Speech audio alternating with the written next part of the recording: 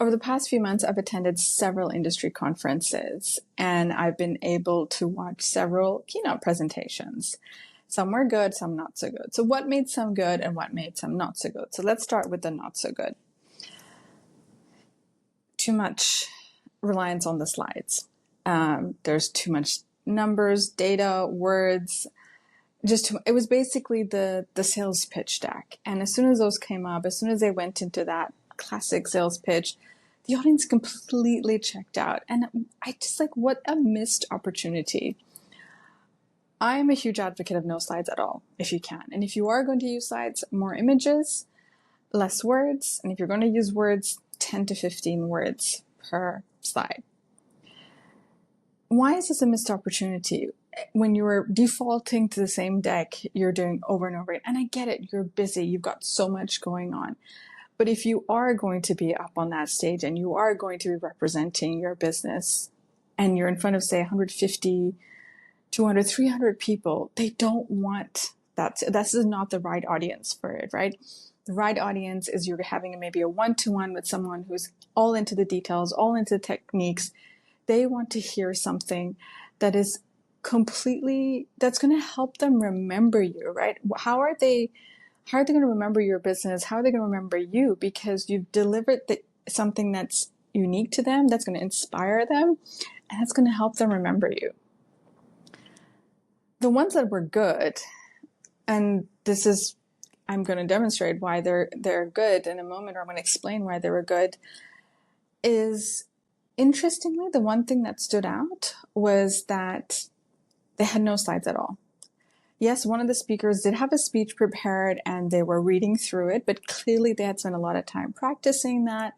They were using all the other vocal elements like pausing, using the intonation, hand gestures, facial expressions, eye contact, pausing, throwing in some jokes. We had another keynote speaker that ensured that they engaged with the audience, raise your hand if you XYZ, right? So and I think probably the one thing that stood out for me for anyone who spoke really well was they were pausing. They spoke slowly, so it allowed your audience to digest, gave your audience time to digest what you have to say. So, what are things that you can do the next time you're preparing a keynote presentation? I am challenging you to bring out your inner TED Talk alter ego. And if there was ever a resource that you wanted to refer to for more details, there's a woman called Vanessa Van Edwards, and her research team looked at over 1,000 TED Talk videos to understand which ones did really well or went viral. And it often had less to do with the content, but more with the style. So the hand gestures, the facial, the voice, the body, what you're doing. So give her a follow if you'd like to know more. And I do refer to her a lot through all my different videos that I'm doing about communication. So what would I do if I were creating, or what would I recommend that you do if you're creating a keynote in the next future, in the foreseeable future, whenever you get another opportunity to do so? Do not even bother starting with your name or company. If you're at a big conference, there's an MC, they're going to be introducing you. Your name is already in the program, and otherwise they can find you online nowadays, right? Ask yourself, why are they here to listen to you? What is the one key message that you would like them to walk away with? Get out of your comfort zone. Throw out the sales deck. What can you share? What is a surprising fact? What is a bold statement, a question? Whatever it is you choose, just choose one. And if you can, the best way to connect and make sure that you're memorable is storytelling. So let me tell you about and often I find the challenges with tech providers, like how can you make a tech solution into a storytelling? So I have an example for this. This was a tech solution provider. I think they were based either in Singapore or somewhere in Southeast Asia anyways. And they were implementing a new automated inventory system. But they were having challenges with ensuring that it was going to be a successful one. And this person took the time to understand where this bottleneck was. And eventually she found that it was the person who does a stock take on a day-to-day basis. It's their job that you're taking away by introducing this new automated. So of course there was resistance. So this comes back down to change management. How do you ensure that these individuals feel like they're part of that process, feel like they're being heard? And through the discussions with them, she was able to uncover a whole new area that this individual could, spend their time in. By taking away all the admin, they could now focus on a completely different path for themselves and for the business. The big bosses are making the decisions, right? But sometimes, let's not forget the end user who's going to be using it on a day-to-day basis. This story I heard 2 years ago, and I still remember it today. So what's a story that you can tell that I can share in 2 years' time? What's going to make you memorable?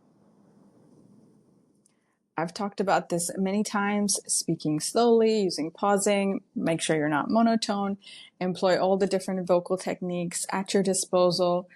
Lots of resources available out there now, including my own. But why pausing is so effective is because it captures people's attention. I'll also say, don't be afraid to be vulnerable.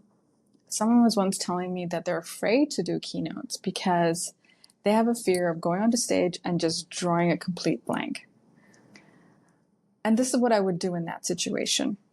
If you do walk onto that stage and draw a blank, just call it out. Remove the fear. Be honest about it, and just go in front of your audience and say, hi, I'm coming on to give a keynote, but my fear caught up with me and I'm completely drawing a blank. Give me a moment to gather my thoughts, take a deep breath, and I'll be right with you. Maybe let's do some engagement. Let's help me remember what I'm here to talk to you about. It makes you relatable. It makes you connect with the audience. So don't be afraid to be human in these situations, because guess what? They're going to remember you because you were so honest and open about what you were experiencing in the moment.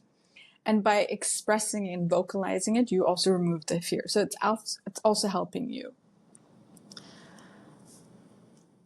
When you're ending your keynote, maybe what you may want to share is one action that the audience can take away. So one of the keynotes I saw recently was about sleep. And a huge room, right? Busy, important executives in this audience. And she was like, one thing you can do is start taking magnesium supplements 1 hour before you sleep. That was it. I mean, if you look at all the research and studies and everything that's being done about sleep, there's really 10 things you can do. Everything from like stop using your phone 1 hour to 2 hours before you go to sleep, dark curtains, nice smell, whatever it is.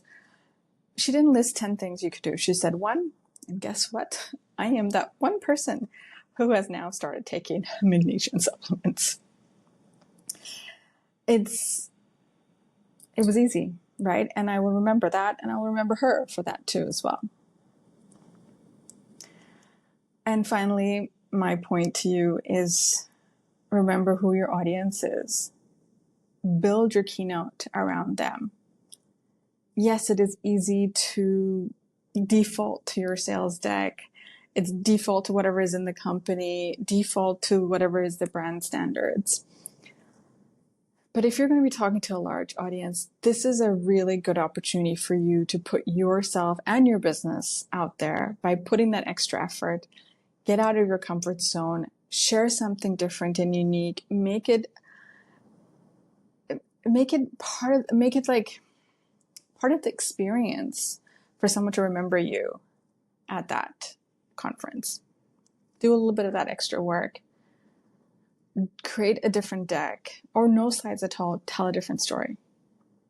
So my challenge to you is to be bold, be different, and think about how you want to be remembered the next time you deliver a keynote. I'm Noreen, community builder, gender balance champion, and communications advocate. I help you harness the talent of your voice.